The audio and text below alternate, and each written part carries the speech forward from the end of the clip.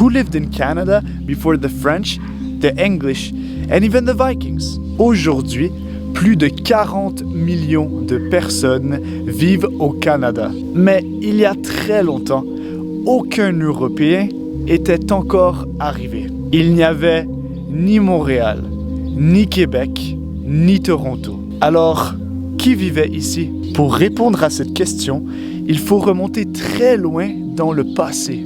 Pendant la dernière période glaciaire, une grande partie du Canada était recouverte de glace. Et entre l'Asie et l'Amérique, il existait une immense bande de terre appelée la Béringie. À cette époque, des groupes d'humains vivaient en Sibérie. Et petit à petit, pendant plusieurs générations, certains ont traversé cette région. Sans le savoir, ils entraient dans un nouveau continent.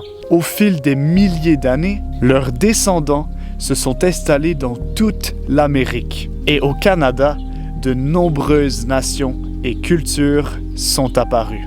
Par exemple, les Inuits dans le nord, les Algonquiens dans une grande partie du territoire et les Iroquois près du fleuve Saint-Laurent. Quand les Vikings sont arrivés, ces peuples vivaient déjà ici depuis très longtemps. Et quand Jacques Cartier est arrivé, ils étaient là depuis des milliers d'années. Donc l'histoire du Canada ne commence pas avec Jacques Cartier. Elle commence bien avant lui. Si vous voulez parler français plus naturellement, j'aide des étudiants à pratiquer le vrai français en conversation. Lien dans la bio.